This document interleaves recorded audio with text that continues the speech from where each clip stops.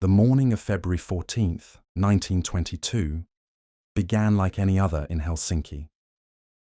The air was sharp, cold enough to sting the skin, and the streets carried that familiar winter quiet that settles over the city when snow absorbs the sound of passing footsteps.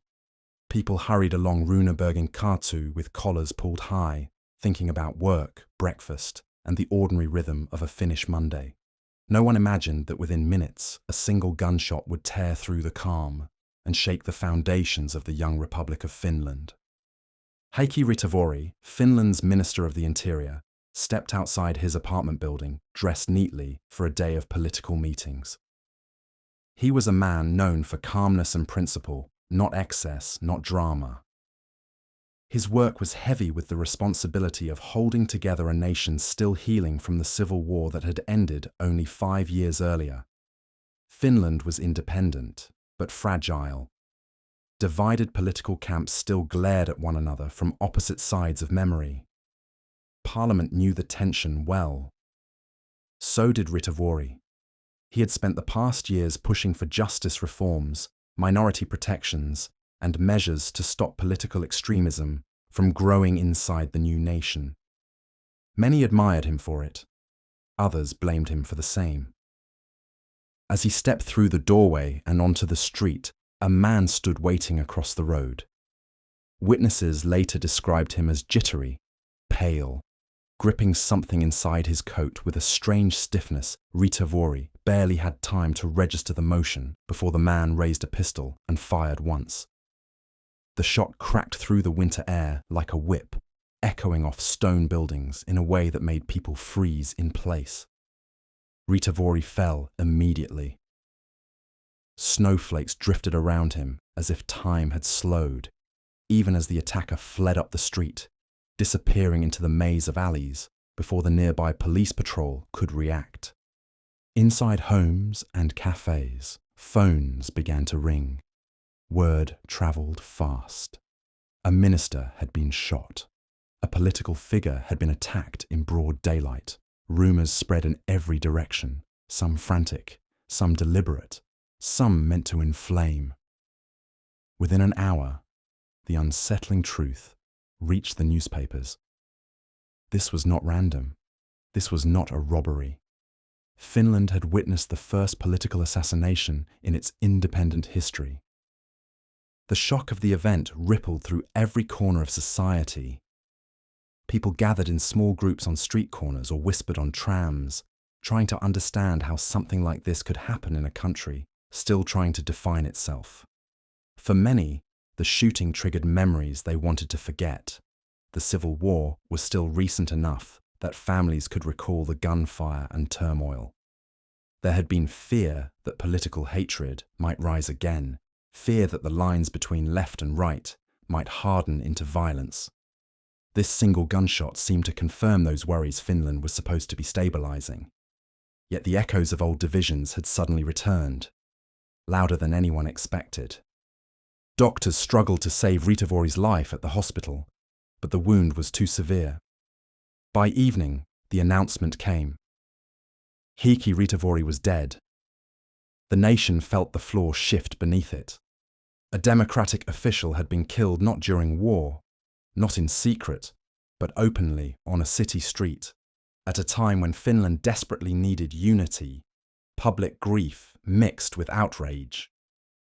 People asked whether the killer had acted alone, or whether he had been pushed by political. Groups hiding behind patriotism, newspapers feared a crisis, Parliament feared a fracture. Families feared instability returning to their homes. The question that began forming inside the minds of Finnish citizens was simple but unsettling. Was this just one man's action, or a symptom of something larger growing beneath the surface of this new republic?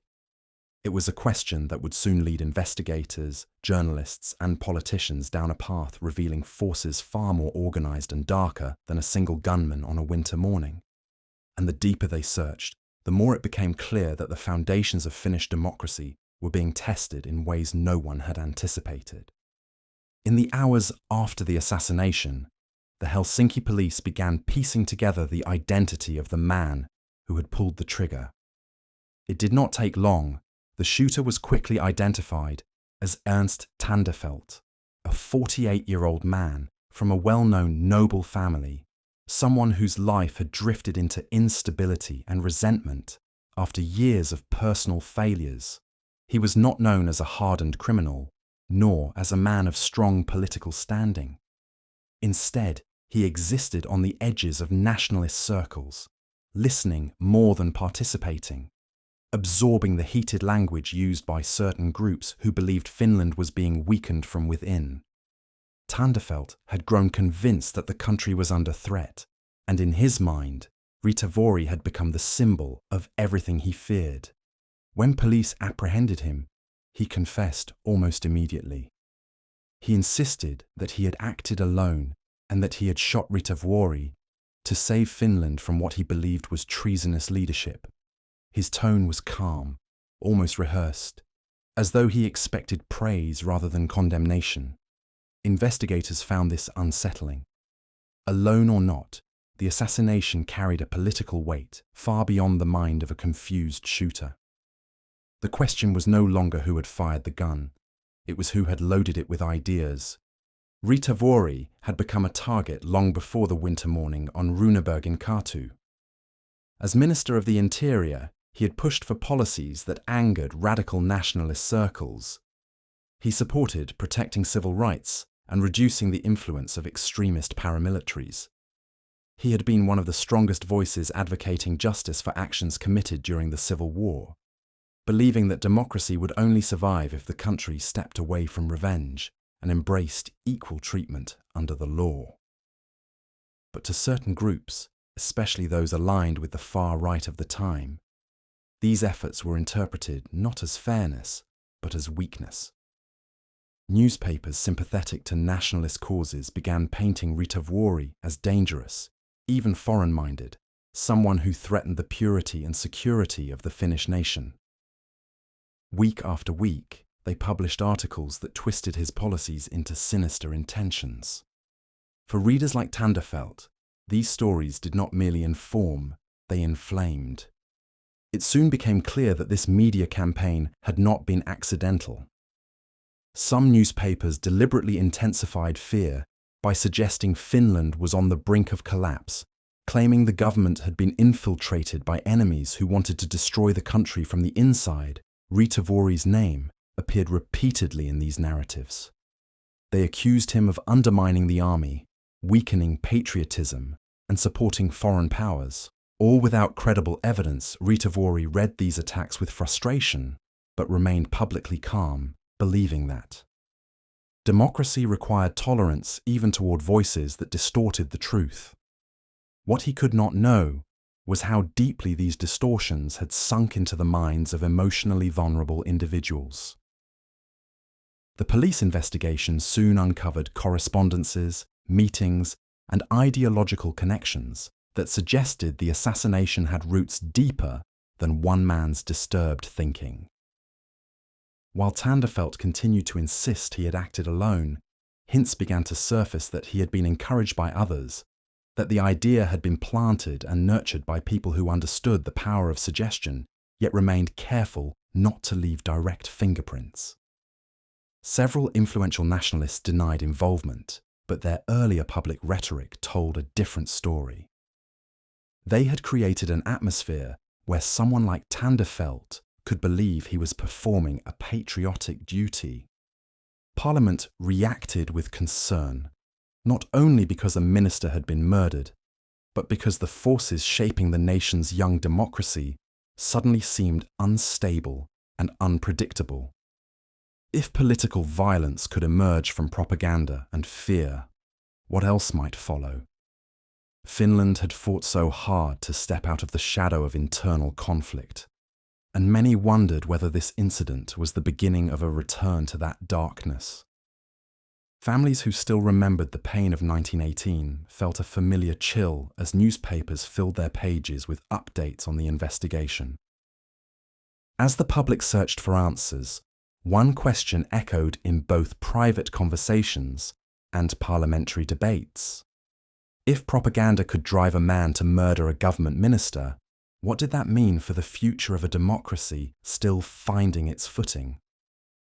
The fear was not just that one life had been taken. It was that the fragile peace of a new nation had been wounded, and no one yet knew how deep the damage would go, a realization that pushed investigators to search even harder for the hidden forces behind the pistol that fired on a winter street. As the investigation deepened, the courtroom became the new stage on which Finland's stability was measured. When Ernst Tandefelt was brought before the judges, the atmosphere was tense enough that even the public gallery fell into a silence heavier than the winter. Outside he appeared pale, anxious, yet strangely convinced of the righteousness of his crime. Reporters watched his every expression, while politicians, officials, and ordinary citizens waited to hear whether this man's story would expose something larger than personal delusion. Tandefelt repeated that he alone had planned and executed the shooting. He explained in calm, unsettling detail how he had followed Ritavuori's movements, studied his routines, and convinced himself that eliminating him was an act of national salvation. The courtroom heard how he viewed himself as a protector of Finland, how he had interpreted news articles as warnings of an internal collapse, and how the rhetoric of certain newspapers had fed his imagination until a distorted sense of duty replaced rational thought. It was clear that the assassin believed what he was saying, but his conviction did not provide the answers the country needed. The prosecution insisted that the truth lay beneath Tandefelt's surface claims. They presented letters, fragments of conversations, and witness statements showing that he had moved in circles where Ritavuori was a frequent subject of hostility. Before the murder, Tandefelt had visited individuals known for their extreme nationalist opinions. Some of these men were recognized figures who had spoken publicly against Ritavuori's political decisions. They denied any direct involvement, yet their words over the years had created a climate in which the idea of murdering a government minister could be justified in the mind of an unstable follower. The courtroom sensed that what they were witnessing was not simply a trial of one man, but an examination of the political atmosphere itself. The defense argued that Tandefelt suffered from mental instability, suggesting he had spiraled into an obsession that twisted political commentary into threats. They insisted he had not been influenced by any organized conspiracy, only by his own deteriorating psychological condition. But the prosecution countered that even if Tandefelt was unwell, the environment around him had played an undeniable role. They highlighted the months of aggressive editorials, the character assassinations printed in newspapers, the speeches that framed Ritavuori as a national enemy, and the network of individuals who had voiced contempt for the minister behind closed doors. This debate soon became the heart of the trial. Was the killer acting alone, or had he been guided by the emotional climate others had carefully created? Outside the courtroom, public opinion was divided. Some believed Tandefelt was a lone fanatic. Others felt he had been pushed by a hidden network, seeking to intimidate the government and reshape Finnish politics. The assassination had not only taken a life, it had opened a wound in the national consciousness. People who had lived through the Civil War whispered to each other about how easily political hatred could be reignited.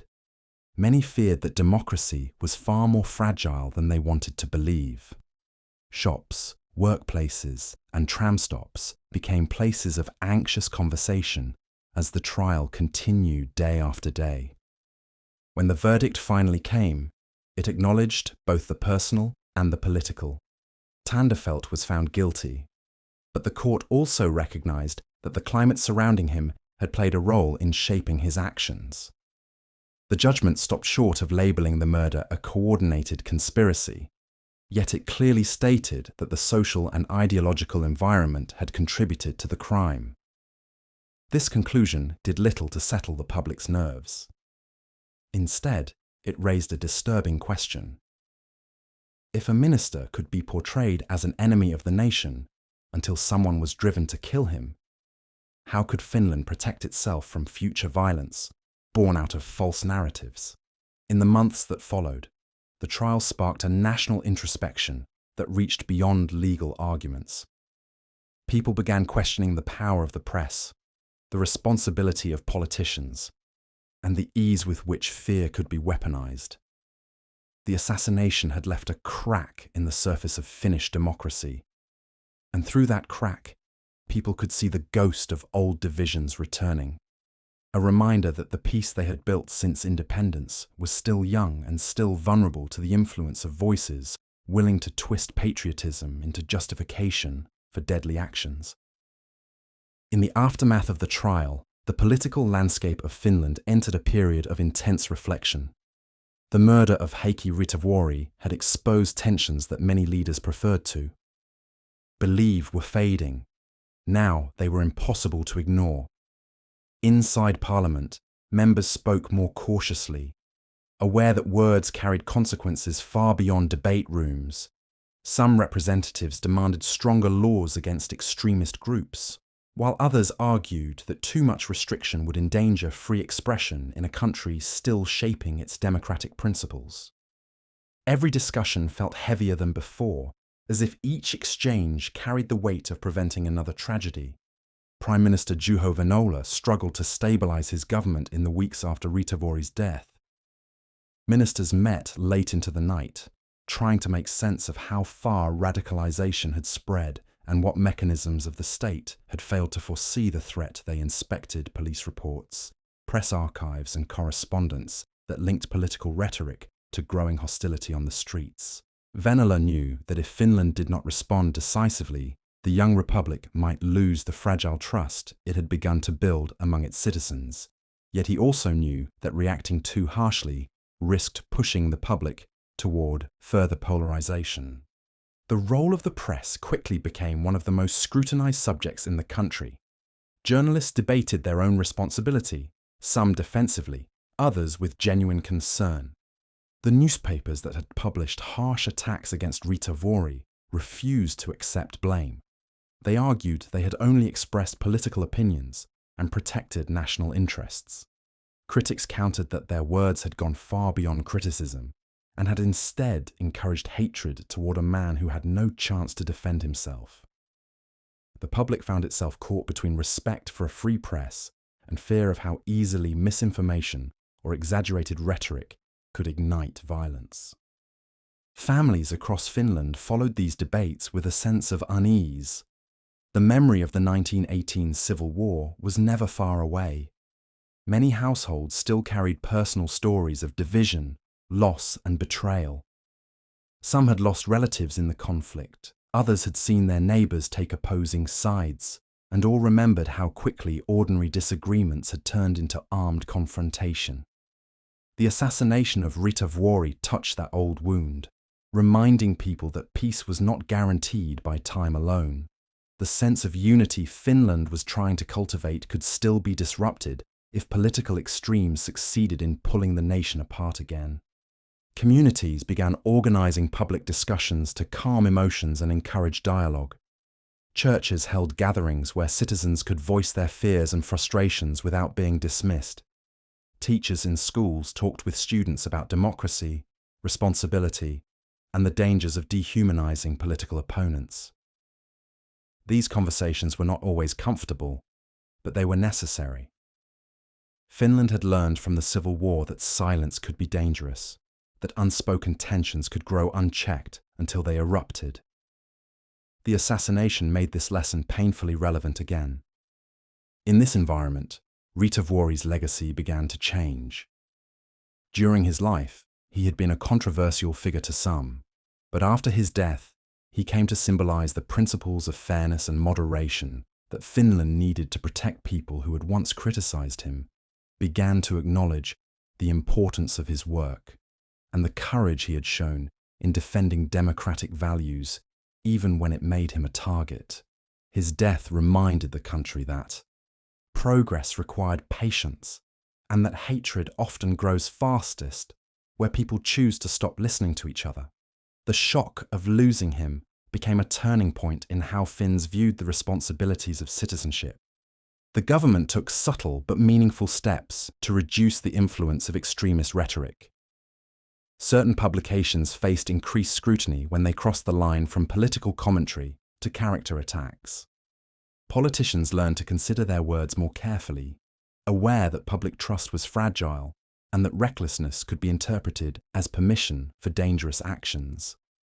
Across the country, the atmosphere slowly shifted from alarm toward a cautious determination to protect the foundations of democracy.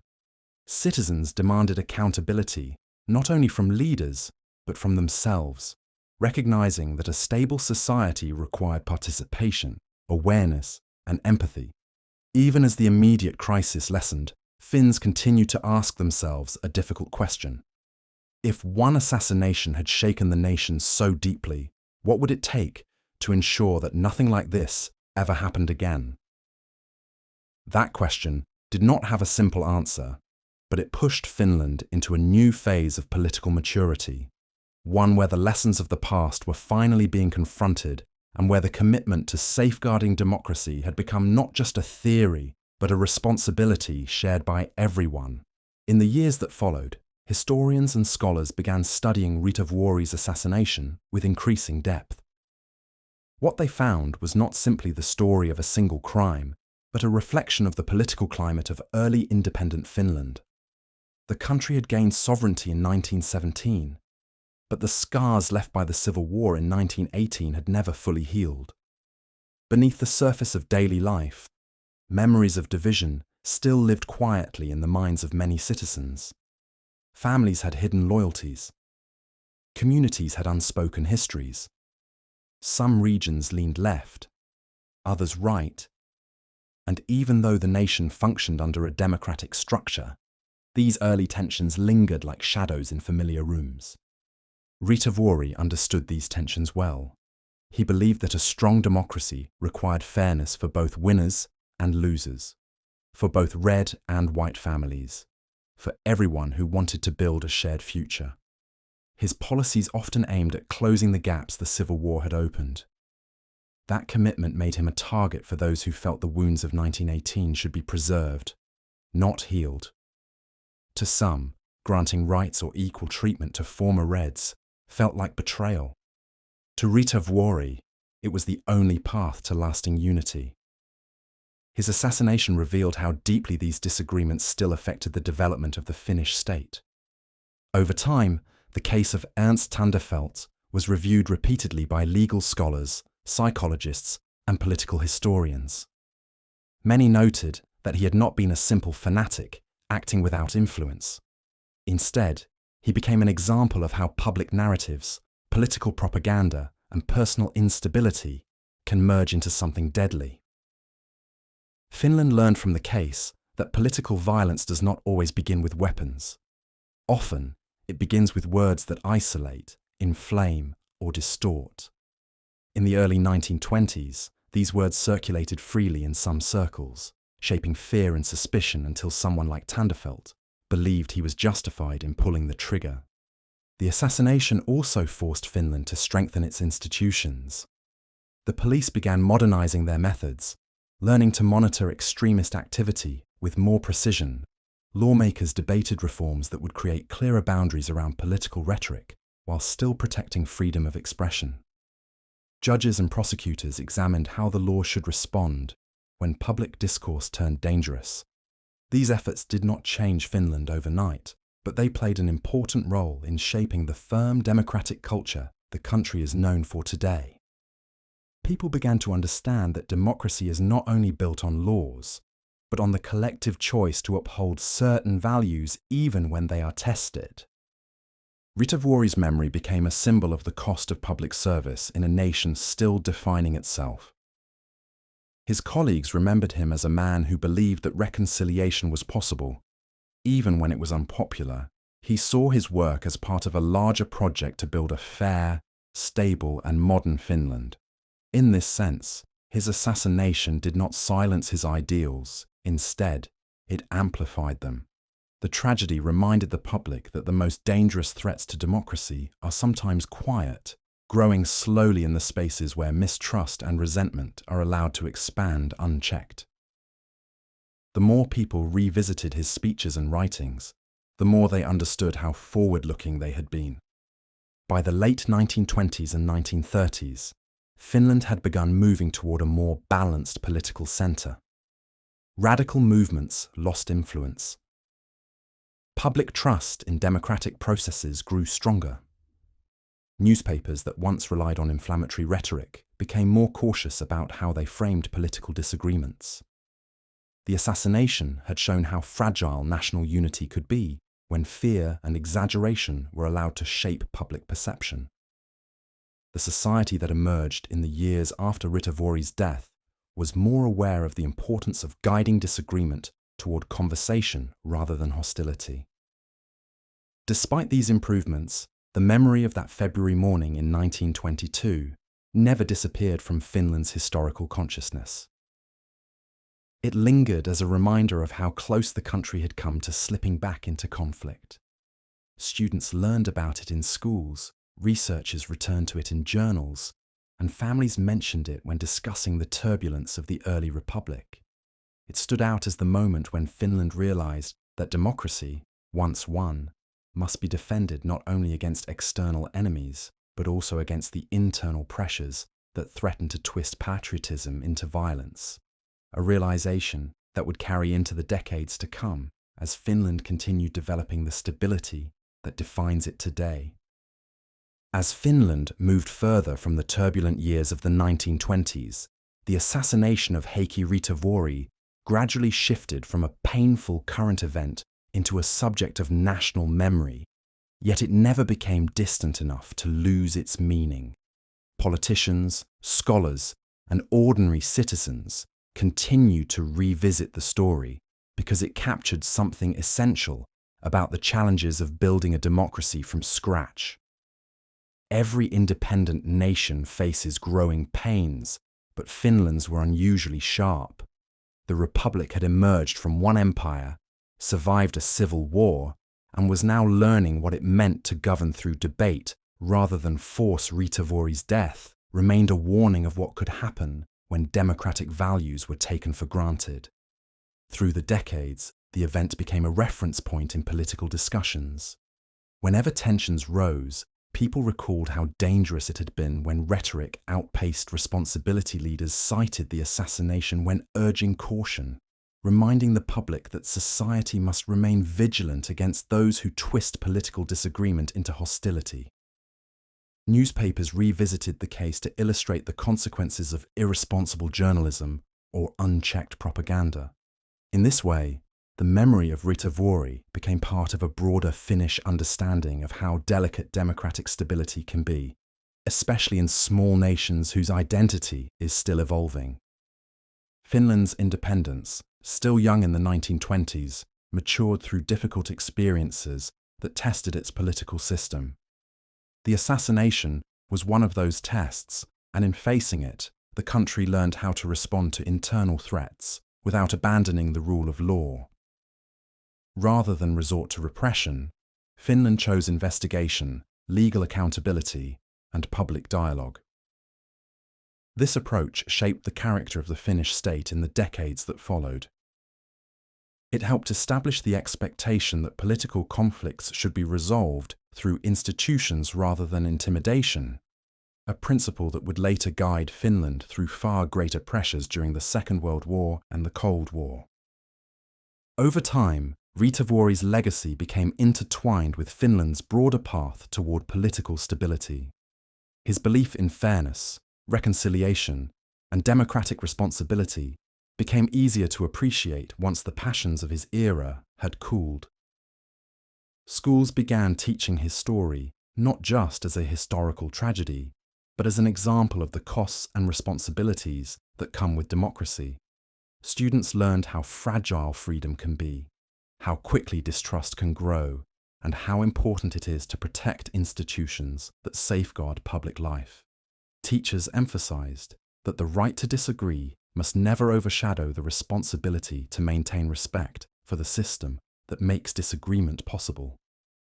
The location of the assassination, a quiet street in central Helsinki, became a symbolic space over the years. People passed it daily without always knowing its significance, yet the memory persisted through plaques, articles, and conversations. The spot represented the moment when the Republic faced its most intimate threat, not from foreign powers, but from internal divisions that struck at the heart of public trust. It reminded citizens that democracy is a living structure, held together by the choices people make in how they speak, act, and treat one another in times of uncertainty. By the time Finland entered the late 20th century, the assassination was widely understood as a turning point in the country's political history. It remained the only political assassination in independent Finland, and that fact alone highlighted how seriously Finns had taken the lessons learned from it. The nation had refused to let hatred define its political culture. Instead, it used the tragedy to reinforce the values that would allow a small northern country to remain stable even during eras of global turmoil. Finland's political culture gradually became recognized worldwide for its measured tone, its respect for institutions, and its unusually high degree of public trust. As historians continued to study the case, they discovered new layers in the story, from the psychological struggles of Tandefelt to the media climate of the early 1920s. Yet each discovery pointed back to a consistent truth. The strength of a democracy does not depend solely on elections or parliaments. It depends on the shared willingness of a society to prevent disagreement from becoming dehumanization. The assassination of Heikki Ritavuori remained a powerful reminder of that truth, and it would continue to resonate as Finland entered a new era shaped by war, recovery, and modernization, where the lessons of one winter morning would quietly guide the nation forward. As Finland moved further into the modern era, the story of Heikki Ritavuori continued to serve as both a warning and a compass. Every society faces moments when fear, division, or misinformation threaten to overwhelm reason, and Finland's moment arrived early in its independence. Ritavuori's assassination revealed how vulnerable a young democracy can be when emotions run ahead of truth, and how quickly instability can grow when public trust is treated carelessly. Yet it also revealed something deeper about Finland, something that would shape the character of the nation for generations. After the immediate shock faded, Finns began to understand the assassination not only as a tragedy, but as a mirror reflecting the choices they would need to make moving forward. The country could have responded with suspicion or repression. It could have pursued revenge or allowed anger to harden into lasting hostility. Instead, Finland chose patience, investigation, debate, and gradual reform. It chose to reinforce institutions rather than weaken them. It chose to learn from the past rather than repeat it. These decisions did not erase conflict, but they created space for democracy to grow into something sturdier and more resilient. In the decades that followed, Finland's political culture transformed into one of the most stable in the world. Public trust in government became unusually high. Extremist movements lost influence. Rhetoric softened. Newspapers learned to balance criticism with responsibility. Political disagreements remained, as they do in every country, but they rarely crossed into hostility. The assassination of Ritavuori became the example everyone quietly remembered when tensions rose again. Teachers cited it when explaining the value of respectful political dialogue. Journalists revisited it when discussing the ethics of public communication. Lawmakers mentioned it when shaping policies meant to prevent the return of the instability that had once threatened the young republic. Ritavuori's legacy, once seen only through the lens of controversy, grew clearer with time. He had believed that healing the wounds of the Civil War required fairness, justice, and inclusion, even when those beliefs challenged the comfortable certainties of his era. The reforms he pursued were not perfect, but they aimed toward unity in a country that had nearly torn itself apart. When he fell on that winter morning in 1922, his life became part of a broader lesson that would follow Finland through wars, crises, and political transformations. His death made the nation confront the consequences of hatred and the responsibility of shaping public life with care. Looking back now, what stands out most is how Finland changed because of the tragedy. Democracies are not preserved by strength alone. They survive through the daily choices of ordinary people, from the way newspapers frame a debate to the way citizens speak about those they disagree with. They endure when individuals protect the dignity of opponents instead of casting them as enemies. Finland carried these lessons forward quietly, with the same steady resolve that would guide it through the pressures of the 20th century and beyond. The street where Ritavuori was shot remains an ordinary place.